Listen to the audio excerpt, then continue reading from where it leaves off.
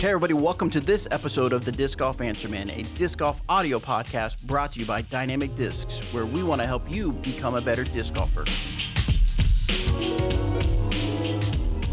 All right, guys, well, we are back for another episode. This is Disc Golf Answer Man, episode 343.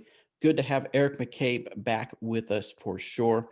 Just to let you know real quick at the top that we are going to be taking a holiday break so that we can enjoy a holiday with our family and friends. We will come back in full force on January 4th with a brand new episode. So we want to just wish you guys happy holidays and hope you have a safe and fun time with your family. Also, please do us a favor and share the podcast with someone that just got started in disc golf. All the time we get feedback from our listeners that how much the podcast has helped them along in their disc golf journey, becoming a better disc golfer, especially when they first started out. So much good information. So if you've got somebody that just started disc golf or is really looking to improve their form or just improve all things disc golf, make sure you share the podcast with them. We would really appreciate that. Also, Veterans for Vets. So I was skimming through Instagram story, guys, and I came across one that Chris Baker from Team Westside Discs, of course, he's Dr. Disc Golf on Instagram. And he had ran a Veterans for Vet, and he had 102 players, and they raised over $1,200 for the American Legion Post 13 out there in Nashville, Indiana. I thought that was just really cool to see him do that. In fact, I reached out to him. He sent me some information. I'm gonna put together a little blog article to let more people know about it. But it's just kind of a testament to how simple it is to run a Veterans for Vet and how much can be gained for your disc golf community and for a veterans organization in your area, how much can be gained for that organization as far as raising funds and bringing awareness for disc golf. So make sure you go to veteransforvets.com to get more information on that. Like I said earlier, Eric McCabe is back with us. Of course, we are all remote because of what's going on with people working from home and things like that. So, but Eric, you were out last week and you were working on 4 different disc golf course designs. Tell us a little bit about what was going on there. I was, but real quick before we go to that, Chris Baker, shout out. He was my Secret Santa this year. Oh yeah, Trilogy Secret Santa, and he sent me this hoodie. Oh nice. Oh yeah, it's got all the dogs on it. Yeah, it says "Be Dynamic" on the front. It's got a picture. It's like a sublimation hoodie with That's legit. All 3 dogs all over the whole thing. So it's pretty sick. I'm not gonna lie. It's a huge win. It's a win. It's a win in my book and a win in his book for sure. So I'm pumped. But yeah, like you said, I was out designing courses all over the place this last week. It's not like it wasn't me going out and like officially walking the ground for the first time and designing courses. I didn't do 4 courses in a week. Just looking at the property for the first time, that would be crazy. But Abilene, Kansas was one of them that I got up and did an 18-hole course, finalized that one. Nevada, Missouri, they had a 9-hole course. Abilene also, actually, they both had 9-hole courses already, and they wanted to extend it to an 18.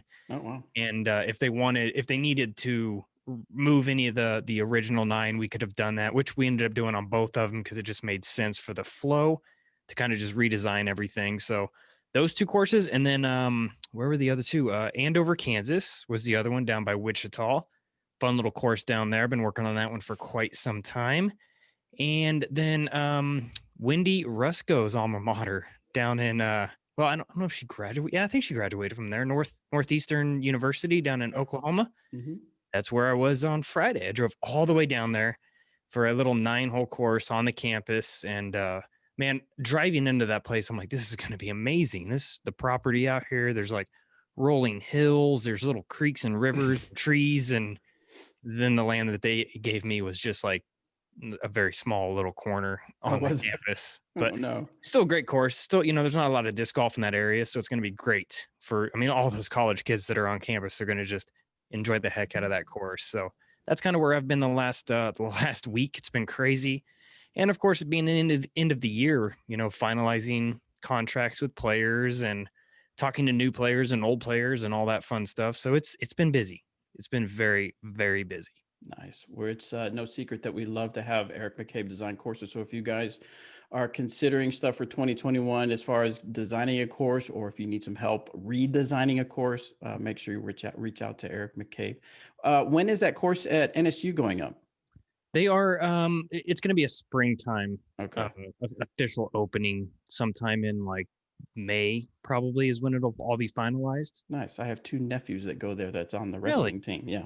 So I have to tell them about it. They're gonna love it. Yeah. I can't remember what holiday it was, but I went down there. It was back when it was warm, and I took my disc golf bag, and they were like, all right, Uncle Bobby, let's Let's see check what it you out. got. And, let's see what you got. I had my disc golf bag, and I was like, all right. And they're like, let's see you can throw the farthest. And I was like, okay, I know Like, I know dang you it. guys are 20 years more younger than me, but I got I you. don't think you understand disc golf and how it works. And so when I threw it, they were like, "Holy!" And of course, they tried to. They're Oh, stocky yeah. guys.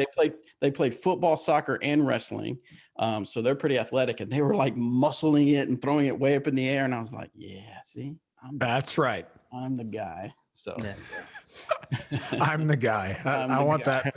I want that as a quote for Bobby all the time. man. I'm the guy. I'm I'm the the guy. guy. All right, we got a few other things to talk about, but let's get some questions in real first, and then we'll come back to those. This first one is from Drew. Oh, first, if you have any disc golf questions, please go to discgolfanswerman.com. Look for that submit a disc golf question button. Click on it and send us some questions. We'd love to hear from you. Back to Drew. The re-tee rule on the USDGC hole 17 is unnecessary, he says. The hole already does a good job at separating scores without sending out of bound throws back to the tee pad. Throws that land in bounds before going out of bounds should proceed to the drop zone. So I think this is kind of maybe his hot take. What do you guys think? I agree 190%. It's a lot of percent. That other 10% from a few years ago when I okay. Yeah. A little bit. No, I'm in agreement with him. One thing I hate seeing, and you know, I'll be honest, hole 16 at the country club was kind of designed and modeled around hole 17 at Winthrop being an island hole coming down the stretch. But what I didn't want to see happen was somebody's tournament just go down the crapper, so to speak, on one of the final holes, you know. And how many years in a row have we seen that happen now at the USDGC, you know, and that's a major event. So I don't care for stroke and distance as much. I know that's kind of golf etiquette to do when you do hit out of bounds is more stroke and distance style, but they also have hazards. And I mean, if we're going to try to be golf, let's be golf. If not, let's just continue down our own path kind of thing. And I'm a firm believer in taking away the stroke and distance on that. And I think the players would appreciate it a little bit more too. I realize it's like a mental struggle at that tournament. There's not one single hole you can step up to that tee pad and just kind of, you know, relax. You know, the only one that doesn't require a lot of mental strategy is probably hole number 1, and that's probably the most scary hole on the course because it's hole number 1. They just said your name, and I mean, there's just a list of things that go on with that. But yeah, I would love to see them to take that rule away. And it used to be that way. It used to be you miss the island and you do go to a drop zone. It was like a 45, 50-foot drop zone or something like that. But I think the players would appreciate it. What year was that you said? Yeah, like how long ago did they Been a while. That was like 2009, 10, oh, wow. Okay. Maybe even before that. I think the players would probably appreciate it a little bit more because they would also get ratings at those events as well, because that's one of the main reasons they don't get a rating for the USDGC is because of the stroke and distance rule. Yeah, for all the reasons that you just said, I agree with you. I understand the allure of having a really difficult hole. You know, if you think of like TPC Sawgrass, their island hole. But if you miss there, I don't remember if you just re-tee or if you go to the drop zone immediately there. I know there's a drop zone on that hole, and I'm pretty confident. Well, so my brother used to work at Tour 18 down in Dallas, and they had a replica. He got married on this hole, actually. It's a replica of that hole. And the rule on that hole was if you miss, you go to a drop zone. So yeah, and I would be in favor of that for sure. Even if the drop zone isn't actually on the island, even if it's a shot where, you know, it's 150 feet in, that's not an easy shot to control into the green. So you can still make a difficult hole with high scoring potential that isn't so punitive like it is right now. Yes. The re-tee is pretty brutal. Especially if it's yes. Oh, 100%. And I really don't like the, what happened to Calvin this year. So he went to the drop zone, or wait. It wasn't whatever happened. He was on the island, putted, hit the cage, and rolled out of bounds. And because I don't remember exactly what the rule was, but he didn't get to take it where it went out of bounds. He had a putt from either his previous lie or the drop zone or something like that. It was a brutal break for him.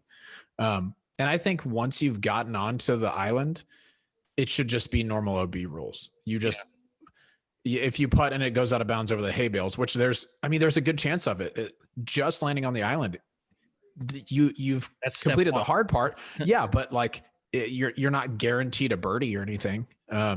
Because those hay bales are really close. So I would be in favor of some changes there, especially like you said, because there are good ratings to be had at USDGC, and they never get included because of pretty much because of hole 17. Yep. So so you said the change happened around 2009. And that's just an estimation. It could have been. Sure. But it's been a while. It's been a while. It's been a while. Why do you think, I mean, I know we can't speak for the event because we're not involved with the event, but why do you think, because it feels like this is not a new sentiment. I've seen this on social media. I've heard top pros talk about it. Why do you suppose they still hang on to it? That's a good question. I think it's just, I can't answer for them, obviously, like you said, but I would assume it's because it's a challenge. It makes it that much more of a challenge of a course. You know, I mean, let's be honest.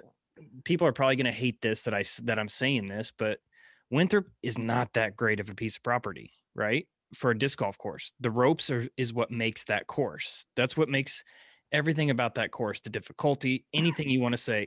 The ropes is what makes that course. I'm not saying it's a bad course, but that's what makes it. That's what makes the course so challenging and so difficult. If it was just go out there and throw, I mean, it'd be boring. It'd be so boring just to watch players just go annihilate that course. Yeah. So that's why artificial OB is a good thing, in my opinion.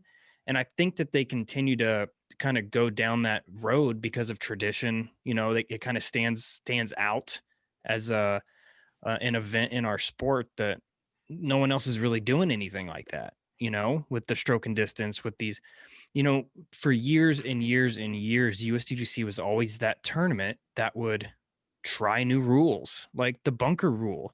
And I've been vocal and against a lot of that stuff for many, many years. I'm like, yeah, we need an event to do that, but not arguably the largest event in our sports, because you have spectators that are out there watching like, okay, that guy just threw it over the red rope, but this guy threw it over the yellow rope. Right. And they both putted and made it, but he got a better score. You know, it's just a little confusing for a lot of people and the players himself. I mean, I remember going to that event and stepping up to the tee and having to read each hole description and what the OBs were going to be, and just be like, okay, this one I can't land over there. You know, it was just really confusing is what I'm trying to get at. So I think that it's fine that we have events like that to test rules out, but I don't think it should be our largest, you know, most prestigious event in our sport. Yeah. Yeah, not a major. Not like one of the things, like you said, that makes USDGC special is it's like our Masters. You know, it's the major that's on the same course every year, even if there are changes every year. It's the course that lives in the same place every single year. That is not a time to try new stuff. Just make it as good as you can with the artificial OB, like you said. I'd be in favor of removing the re-tee rule on 17 and just making a drop zone. Even if it's not on the island, it's still a difficult hole. Then you can have ratings. Then you can legitimize a lot of those rounds, like in the canon of all time disc golf rounds. You know, some people would just light that place up. They deserve to be rewarded for it in their rating. I agree. Yeah. All right. Next one comes from Andreas. Hey, DeGam, I'm going to organize indoor disc golf training sessions during the cold and dark winter months up here in northern Sweden. Yes, it does get very dark in winter time. We've had pictures from latitude 64. It gets pretty dark. I have a gymnastics hall about 120 foot by 100 feet, 120 feet by 100 feet, a recruit basket, and some putters available to my disposal. I would love to hear any tips or ideas on activities or drills I could run that are fun and engaging for both newbies and experienced players. Just simple putt training would most likely get boring in the long run. We have a pretty tiny budget, but more material could potentially be brought if needed. Thanks for what you do and keep it real. Sweet. I'm surprised he didn't give us the dimensions in meters. This is true. He's considerate. Yeah. Yes. We would have been like, Thank you. what is the What is that? That's like 700 feet. close? Dang it. There's a lot of fun things you can do. Winter Marksman League obviously is my number one thing that comes to my mind. Hosting one of those events there, just putting games, putting leagues. The Texas crew, Steve-O down in Carrollton, does a tournament every week. That's a putting league. It's a putting tournament. Actually, they set up, I think, 9 or 18 holes, and they play twice. They play it around twice. It's like you play. It's like mini golf almost. You can do that.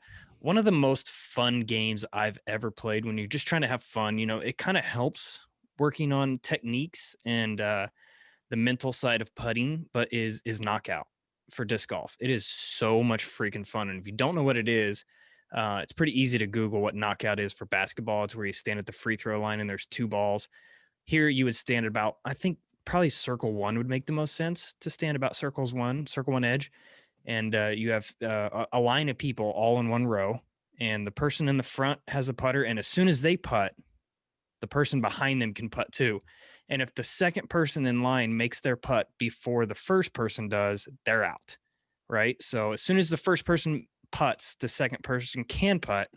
And obviously you don't keep putting from there. You run up and putt out and then get your putter to the next person in line, and so on down the line till you have just one person. But it's so much fun to watch people run around going crazy and putting. And when it gets down to 2 people going back and forth, it's pretty good times, honestly.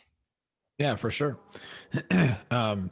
Yeah, I'm with you. There's so many putting games that you could do in the space that you're talking about. If you're looking for something outside of that, the only thing that I could think of is, depending on the size of your group, if it's not too many people, you could kind of set up a basket, in the corner of the room, and then put some obstacles in the way where you could practice approach shots, specifically like scramble shots. So everyone has to throw a forehand from a knee behind this obstacle to get close to the basket, or a patent pending kind of like backhand turnover.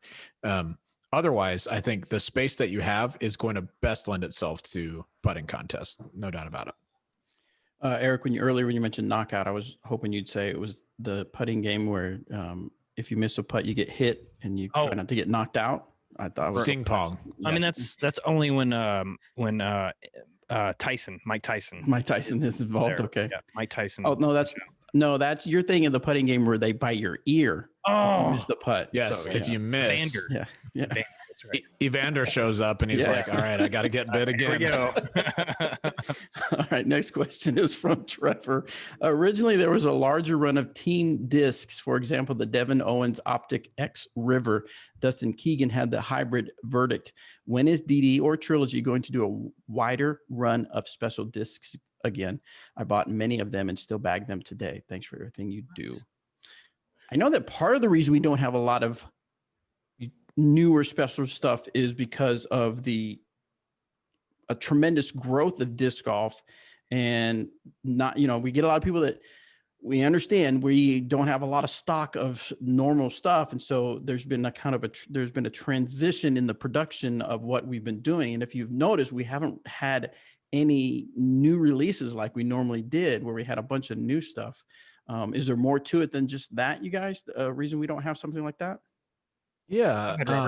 So the team series discs that you're talking about, I would argue we have more team series discs now than we did then. Yeah, that's fair. Because we did, I don't remember what the run sizes were on those, 1,500 or 2,000 maybe, but we did four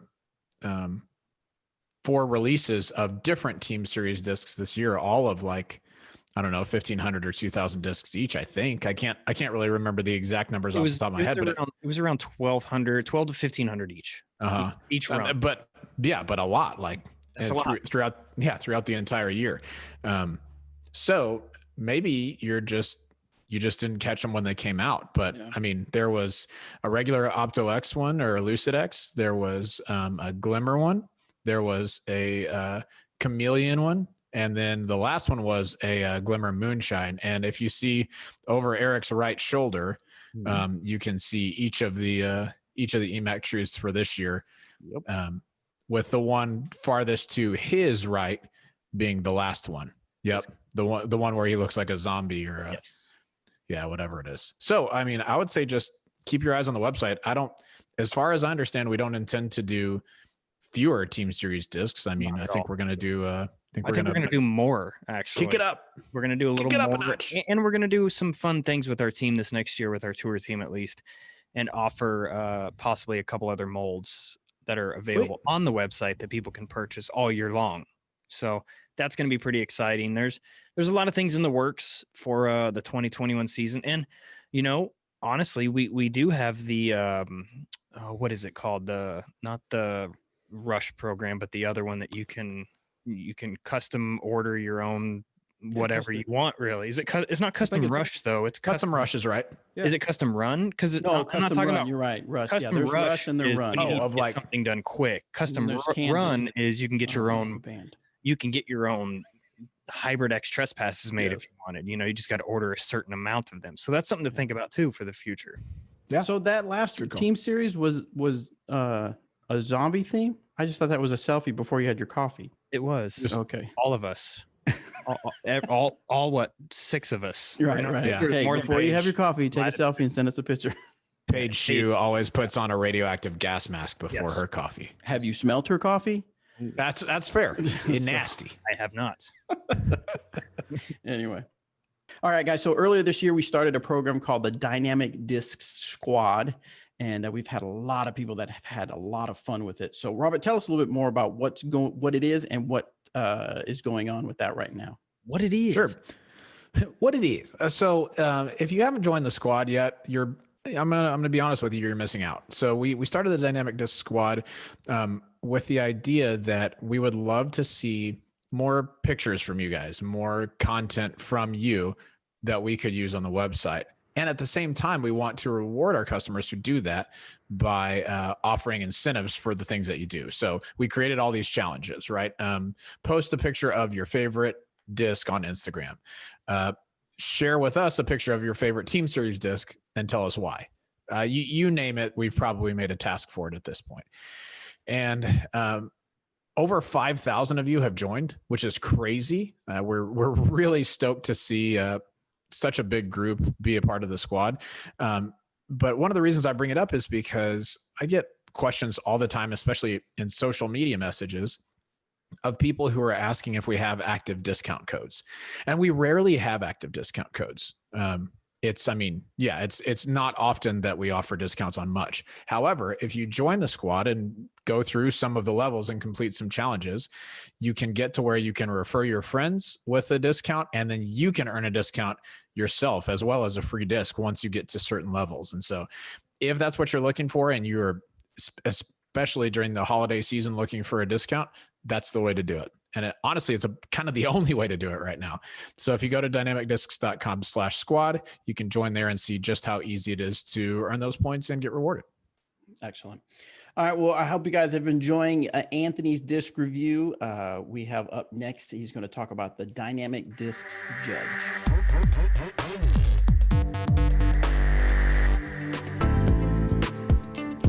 The Judge was one of the initial 4 molds Dynamic Discs came out with in 2013. To say that it stood the test of time is a bit of an understatement. Winning Disc of the Year in its inaugural release season, the Judge is still to this day one of the most popular putters out there. Speed 2, Glide 4, Turn 0, and Fade 1 give the Judge the perfect combination of stability to hold up in winds, but not so much stability that you can't make longer Circle 2 putts. Glide that helps the Judge stay in the air floating down the fairway or carry over the cage dead in the center into the heart of the chains. A bead along the bottom of the rim gives a great feel for both your putting and throwing grips as well. The Judge really is one of those fabled do-it-all type putters. Whether you need a hyzer approach, glide for days, or you're looking to sink that huge birdie putt, you can trust the Dynamic Discs Judge to get you where you need to be.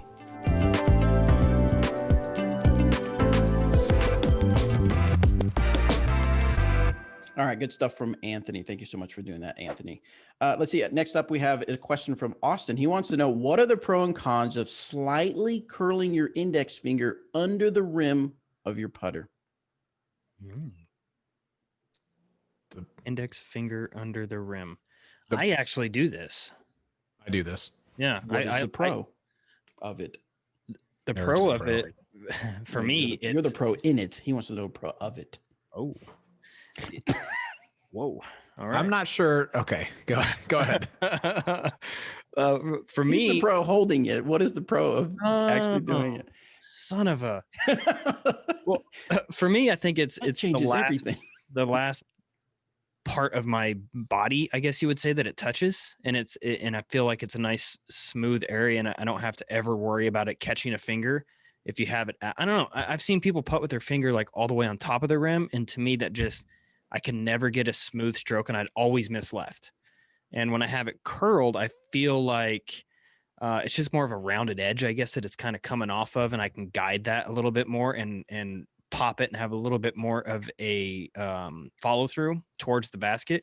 For me, it's just comfortability, to be honest with you. So I don't really have a con for doing this, and it's probably, spoiler alert, because I putt this way. So I'm not going to have a con for a way that I putt. So I think at the end of the day, it's just a matter of what feels best to you and what works best for you. But to me, there's more pros than cons in putting with your finger, your index finger just barely curled over the rim. Yeah, I can't think of any cons personally. The big pro is the one that you described, Eric, is that's your last point of contact with a disc. Mm-hmm. And it's a little bit more consistent for that to be just on kind of your knuckle or the inside of your knuckle rather than your whole finger on the rim, because that disc could come off of your finger right here at your first knuckle. It could come off right at your second knuckle. It could come off at the end of your finger. And I think that just creates inconsistency. And so I think curling your finger under the rim it's always going to be kind of in this little knuckle right here. So would you say, both of you, if someone didn't do that, They're wrong. No, would you recommend it, or is that the be all end all way of putting? No, not the end all be all by any means. But I do think if you're learning, it's a good way to learn. Okay. Yeah. That's fair. And typically when you learn, you kind of stick with it too. Sure. You know what I mean? Yeah. So All right, next one is from Paul. I am 50 and I've been playing for just over a year. I've heard of rolling your wrist during forehand, but my friend noticed I was rolling my wrist during my backhand distance throws. It makes me throw with an extreme anhyzer and turn over all my discs. How can I fix this? Thanks for all you do and for the disc golf community. simple answer, don't roll your wrist. I was going to say, have you seen What About Bob? He says, stop it. Just stop it. At least I'm pretty sure that's what it is. Anyway. Okay. So yes, rolling your wrist over on backhands is absolutely a real thing. And a lot of times it comes from following through to the ground kind of too hard. So what I would recommend that you do is not try to follow through necessarily to the sky, but when you're pulling through, to think about, instead of kind of turning your shoulder to get the disc headed to the right, think about shifting your weight from back to front and keeping everything else level, right? Because the goal of throwing a backhand is to get your arm back on, whatever angle you're trying to get it on, and then match that angle all the way through the throw. So if you're throwing a flat shot, you want to get the disc back flat, get it into your power pocket flat, and then follow through flat, if maybe even slightly up. So work on shifting that weight forward instead of kind of using your shoulder to torque it over. To twerk it over. Perfect. That's what I meant to say. Most people don't use their shoulders for that, but it's whatever. They're doing it wrong.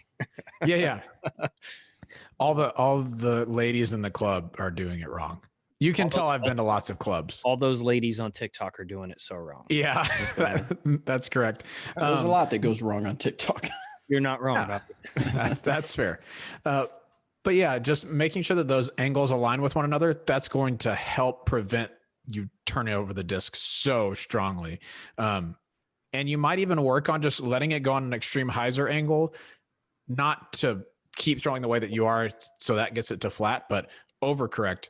And then you can kind of come back to the middle and learn from there. But matching the angles, that's the key. Excellent. Next one is from Chad. The Renegade is one of my all-time favorite discs. Since they are out of production, what could take its spot when I lose the ones that I have? How many do you have? That's a good You question. didn't say. Okay. I would say if you have like 4 or 5, you're probably going to be good. there is a chance, I'm not an expert, but there is a chance that we'll have some of these in 2021. Oh, I don't make the production schedule. someone's going to quote you. I just talk to the guy who makes the production schedule pretty frequently. Well, didn't we release a? I'm the guy that made Lucid the X guy. this year? Like a Chameleon did. or a Lucid X Yes. Renegade this year. We did one of those earlier this year. had I know we don't have them anymore, but somebody might out there. Yeah. But in 2021, I think you should be on the lookout for some Renegades at least at some point in the year. Perfect. I love the Don't Renegade. throw them around water until then. Yeah. But if he is looking for a replacement, what if he only has like one left? And he You're dead. loses it today. Like, does he just quit playing disc golf till the Renegade comes back? Yes. Yep. Yes. Yeah. Just hang them up. Good to Honestly, here's an overlooked disc that I think it's not necessarily a Renegade replacement, but it's closer than you'd think it would be, is a Sapphire from Latitude 64. It's a lightweight disc, so a lot of people who are playing who've been playing for a while aren't trying it because they're like, it's a lightweight disc, it's a beginner disc. It is more stable than you're ever going to give it credit for. You're going to pick it up and you're going to be like, all right, look, this is lightweight. It's going to turn and burn. And it just laughs at you. They go far. Denise actually just put one of these in the bag to try it out, and she is throwing further. She kind of worked on her form a little bit too and changed a couple things here, but she's definitely throwing farther than she has ever thrown ever, which is pretty cool to see. Nice. And it's the Sapphire. She's ripping on the Sapphire. So the only other disc that really comes to mind is kind of in that realm would be a Havoc as well. Yeah. You're looking for a heavier disc that you don't want to try the Sapphire because it's light. Do it because it is a fantastic disc. And I know that they have some heavy Sapphires out there that you can get a hold of, but yeah, Sapphire, Havoc, and look for maybe a Renegade in 2021. Same. Robert said it. All right. Well, Danny quote me. Quote me, bro. Danny took an early holiday vacation, so he was not here to produce a Danny disc golf tips, but he'll be back. Yep. What a slacker. He'll be back tomorrow and he'll be back at it. So he'll have something ready for us for January 4th when we are back. But instead, I put together some tips myself that I wanted to share with you guys and get your all's feedback on it. Now, these aren't disc golf tips because I like to give advice on life. These are life tips. So I literally cannot wait to hear what you have to say. All right. So here's the first one. If you don't have ice cubes, let's say your ice cube machine is broken, your ice machine is broken or whatever, you can always use frozen vegetables. Just drop those frozen broccoli into your glass and they'll be nice and cool off your water for you. It will be cold. It will be cold. What about whiskey? Will it work with whiskey? You can put broccoli whiskey? I was going to say, you haven't heard of broccoli whiskey? Yeah. Cool. All right. Next. Wait. Can I have another question for you? Okay. I have a follow-up question on that. If you don't have ice in your freezer, or maybe your freezer's just not working, where are you getting these frozen veggies from? Well, this is if your the machine that you have is broken.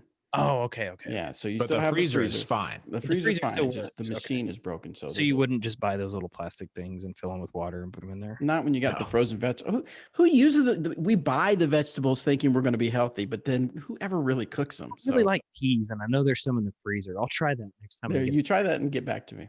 Peas are like ice from Sonic, so you're welcome. Yeah, you can crunch on them and eat them.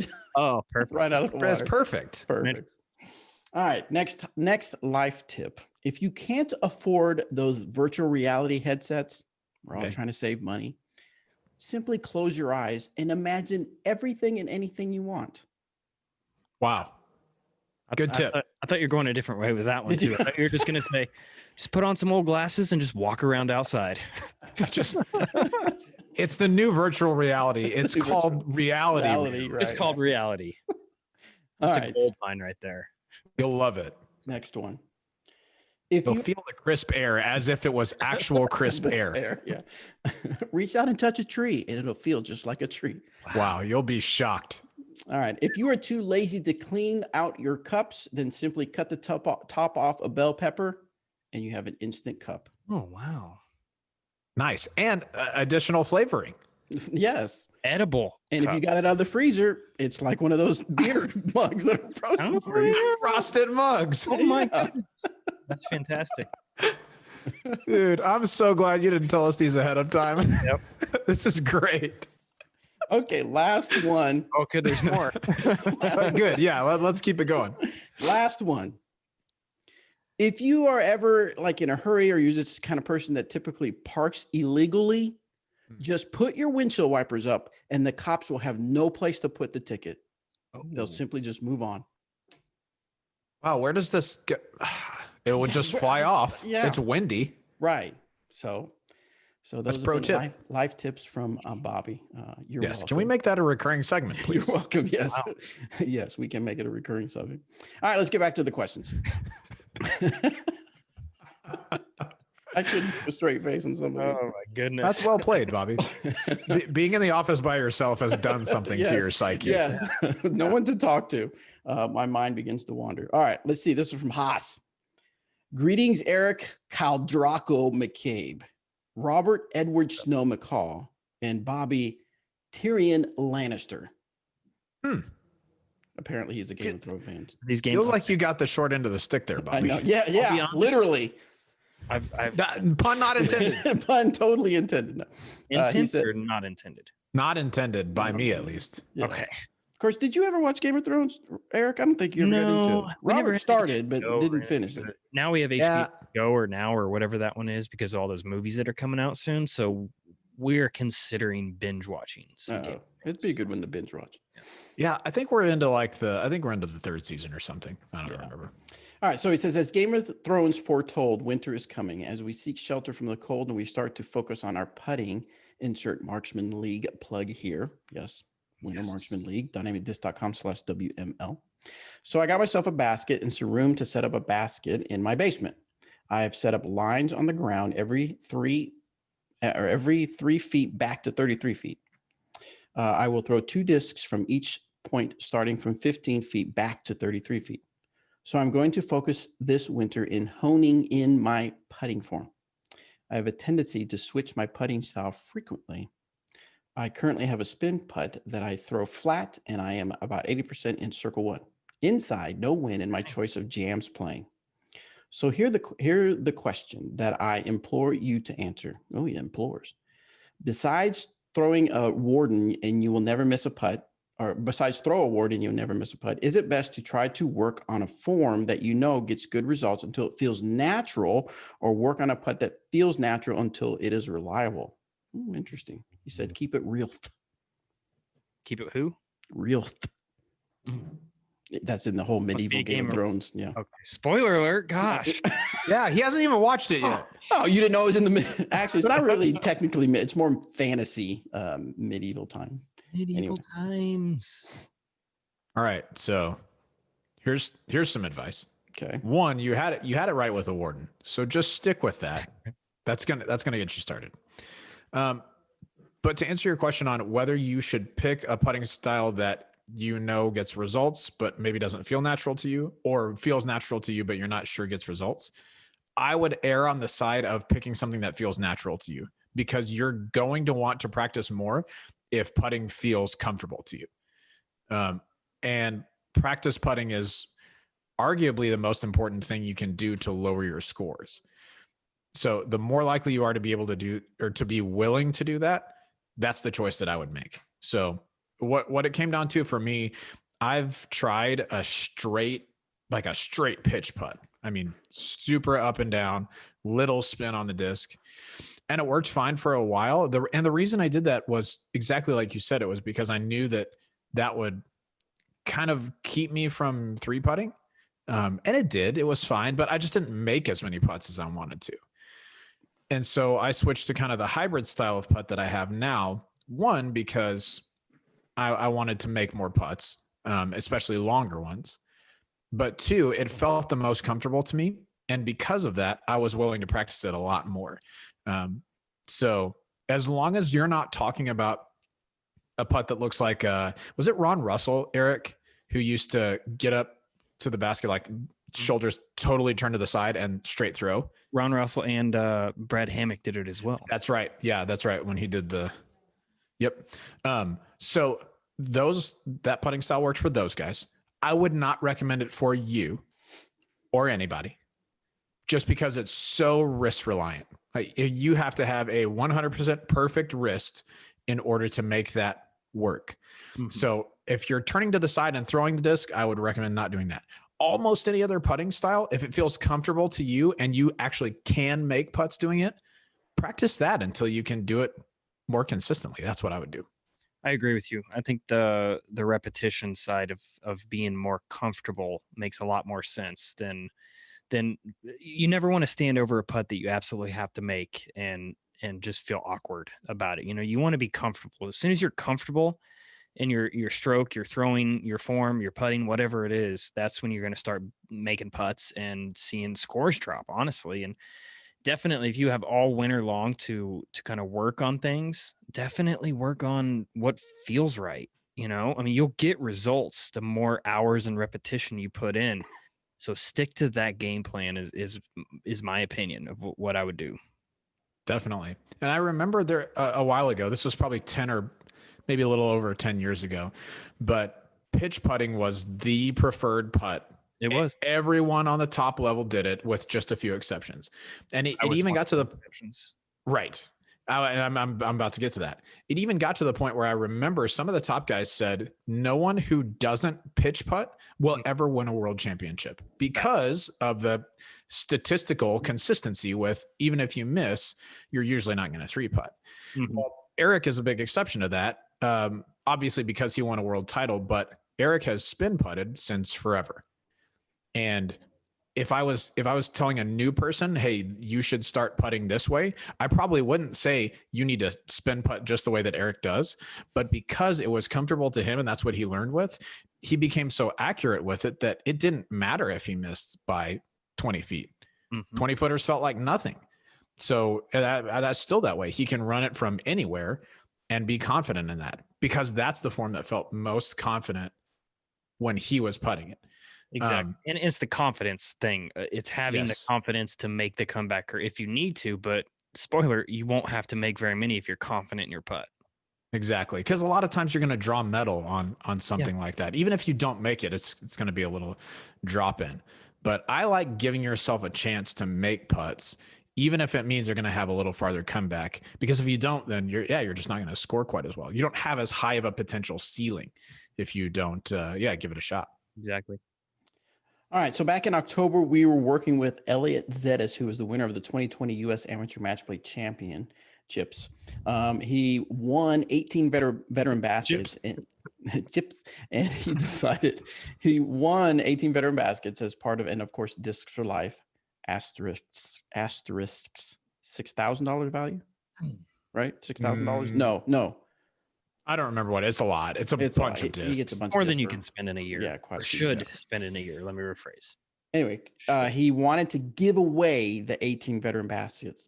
So we put together a contest called the Pitch for Pins, where we had people submit a video and submit an actual written pitch to tell Elliot why they should get the 18 baskets. Well, after 45 entries, we broke it down to the top 5 for Elliot. And then we had our fans and followers via a form or a poll, had them vote for the winner. And the winner was Emily Fish and Gateway Woods out of Leo, Indiana.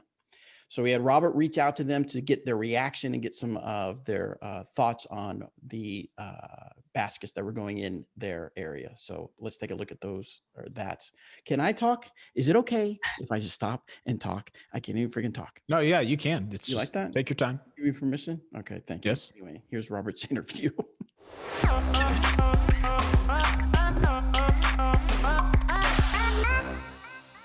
Awesome. Good to have you guys on. I've got Emily and John and Kyle. All of these people are from Gateway Woods. You guys are the winners of the Pitch for Pins contest that we just ran. Super close vote, but crushed it. Yes, it is worth raising the roof. It is 100% worth raising the roof.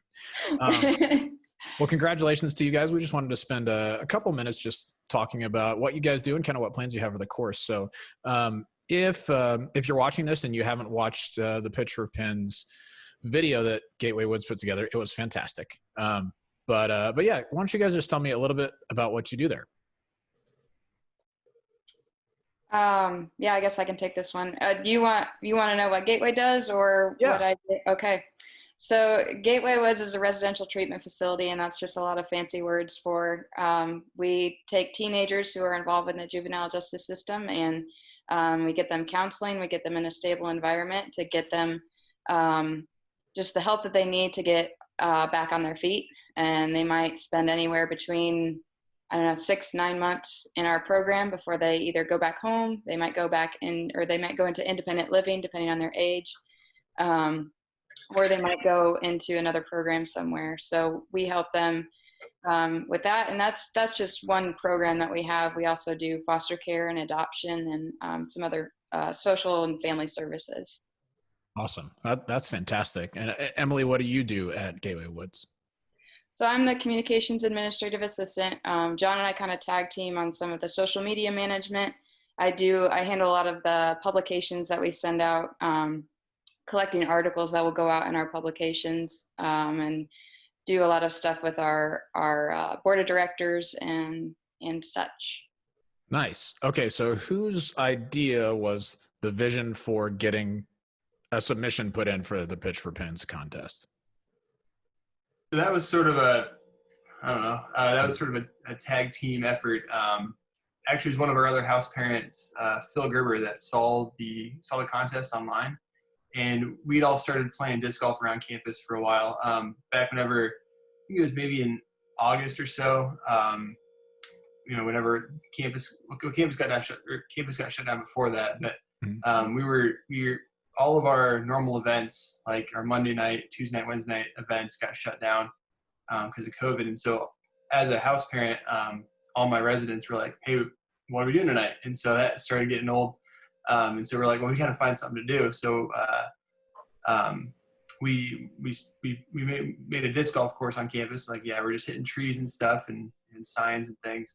And so anyway, so we started playing that quite a bit. And Phil saw saw the contest and pointed out to everyone. And I know that John and Emily are really great at this kind of thing. And so we sort of got together and said, hey, let's go for it. That's fantastic. Now, are you the course record holder at this course, Kyle? Shoot. We stopped keeping track a while ago. Okay. There's a few guys that are pretty good. I'm not exactly sure who's got the course record, but gotcha. Yeah. Humility, I can understand it. But it's probably you. So. Oh, that's fantastic. John, why don't you give me an idea of, just kind of what the vision is for this course? What do you plan to use it for? Are we going to see events? Are we going to, just kind of what do you think you'll see the best use of it as? Yeah. So what's cool about Gateway is and you can see it in the video a little bit. There's like over 40 acres of just land and just like really cool stuff. But people from the community at large don't see the campus and they don't experience it. They might go to a house if have a relationship, like maybe they're mentored in one of the residents, or maybe they're doing training for adoption or something, but they don't see the breadth of the land and kind of and so I'm excited about like disc golf. I mean, that's really what you're doing. You're trekking across the land, throwing a disc and kind of having fun. So bringing the community on, hopefully someday in some sort of tournament kind of environment to not only be able to share the mission of Gateway, but just the land itself. Because a lot of times I've heard so much, we're just off not a busy road, but people look over to the left and see Gateway Woods and they think it's just literally a housing addition or something. They have no idea that this is in their backyard. And so opportunity to bring the community onto campus and kind of share the mission. And then obviously who loves friendly competition? I do. I know Kyle does. So that's kind of long term, kind of do that, but we got to kind of establish the course with the actual baskets and make sure it's not getting in the way of day-to-day activities and people working and stuff. So. That's so cool. Yeah, this was such a unique and cool entry because we hear stories and we know people who play disc golf who you would say that it saved their lives, in that it just gave them an outlet to be able to do something that kept them out of trouble or got them in with good friends or even that they take their families out to. And so we're really excited to be able to partner with you guys and just cool to hear of a good cause like the one that you guys are working toward there at Gateway Woods. So I think that's pretty much it. I don't know what the timeline is going to be for these, but I know that sooner rather than later we'll have baskets at your doorstep, and we can't wait to see what the course looks like. We expect, because we know you have video skills, we expect to see like a nice full, maybe rent a drone. Just think about it, but like a nice walkthrough, just to show where the baskets have been. But anyway, thank you guys so much for joining, Emily, Kyle, and John. We really appreciate you guys, and look forward to seeing what you guys come up with. Yeah, if we have like 2 more seconds, I would like Go. John to reenact what his reaction was when he got my text. Okay, yeah, cool. You're talking to me? My reactions? Yeah. And, Sorry, literally headphone screamed. users. Yeah, sorry. That's I fantastic. literally though. screamed. My wife was like, "Are you okay?" I was like, just shaking. I was like, "We won!" I can't. Yeah. Amazing. That was so cool. Awesome, man. Well, I'm glad to hear that y'all were as excited as we were about it. That's super cool. All right. I'm excited for people to hear y'all's story, and we'll talk to you soon. All right. Thanks. Awesome getting to talk with the people from Gateway Woods. As you can tell at the end, and I'm sorry for your ears, there was much excitement when they found out that they were the winners. But yeah, we're excited to get the baskets out to Gateway Woods and see what they see the course that they put together. They've already got, they said, an object course, but to get to put baskets in the ground and to make this dream a reality. So super good people, super good cause. So it was a great conversation. Very good stuff. And I reached out to Emily and asked if I could follow up with her from time to time to see the progress. So make sure you follow us on our social media platforms, Facebook, Instagram, Twitter, and all that. We'll keep you updated on the progress of that particular course design. Now, you didn't mention in the interview, Robert, about the other people that got the baskets. No, this was just with Gateway Woods. Just kidding. So just to let you know actually how everything happened, Emily in her pitch said that they were only able to get 9 of the veteran baskets put into place. So they wanted to give it to some of the other entries, and they wanted to give the second place. However, we were so impressed with the pitch that they put out there. In fact, it was a really close race. There was like a 0.5%, if not less, I think it was, between first and second place. So we were so impressed. Dynamic Discs decided to give Brylan, I think it was Anderson, 18 Patriot baskets. So we've got 18 Patriot baskets going out to them. We're going to reach out to them here in a little bit too, not today, but sometime in the future, to find out how the progress is going with them and that particular course. So, cool. So the 9 remaining baskets, then we thought, well, let's give it to the third place. So we're in a sense, Elliot and Emily Fisher are giving those 9 baskets to Alan Hanson Begg. He is with his pitch, and he actually had his call. His pitch was called EMAC Truth or Consequences, which I thought was really cool and really clever. So anyway, just a really cool thing all around for Elliot to be able to give those baskets away and to cause this ripple effect of having 3 courses being able to have baskets to put together new or more disc golf courses out there. So really cool stuff. All right, we got time for one more question, and this is on putting. Back to putting. This is from Aaron, or AA Ron. What's up, Aaron? Hey guys, I love the Judge as my putting putter and my throwing putter. It's very reliable in circle 1, and I love the way it feels in my hand. But I have one problem. When I approach 40 feet and beyond, it hyzers out way too much, to the point where it's close to being straight up in down by the time it gets to the basket, maybe and down. Am I doing something wrong to cause that? Or should I invest in an understable putter for longer putts? And what putter should I use if that's the case? Keep it real. Bye. Yeah, I've always had I've had this problem in the past with the Judge putter, or any putter that has any stability to it. When you're putting from inside the circle, you could putt with just about anything. Honestly, it's whatever feels best in your hand, and it's kind of like the whole putting thing. What do you want to do? It's comfortability first. Number 1 is being comfortable. So yeah, there's absolutely nothing wrong with putting another putter in the bag, a more understable, maybe a straighter flying putter for outside circle putts or outside 40 or something like that, something that's just going to hold a little bit straighter and get a little bit more carry. There's a lot of putters that come to mind for this. The Warden's probably a pretty good one. It's going to float a little bit more and stay a little straighter. The Deputy is another fantastic one that I know Bobby's a big promoter of the Deputy. He loves that putter very well. And it just kind of has a lot of glide to it and just stays up in the air and wants to go a little bit straighter. And the reason I never putted with the Deputy is because it went a little too straight for putts inside the circle. I like to have a nice little dip there at the end of my putt. And but for anything outside like 40, 45, 50 feet, I think the Deputy would be a pretty fantastic putter for you. Yeah, and if you're having the judge come down on almost a vertical angle when it gets to the basket, I would say there's probably a little bit of form adjustment that you could do to get the disc even just a little bit flatter. Putting on hyzer is not a bad thing necessarily, but putting on so much hyzer that it comes down up and down, that's going to make you prone to rollaways, and rollaways are the worst. Fun. Yeah. They're fun if you're watching your friend do them and you're competing. True. But if you're playing, it's not as much fun.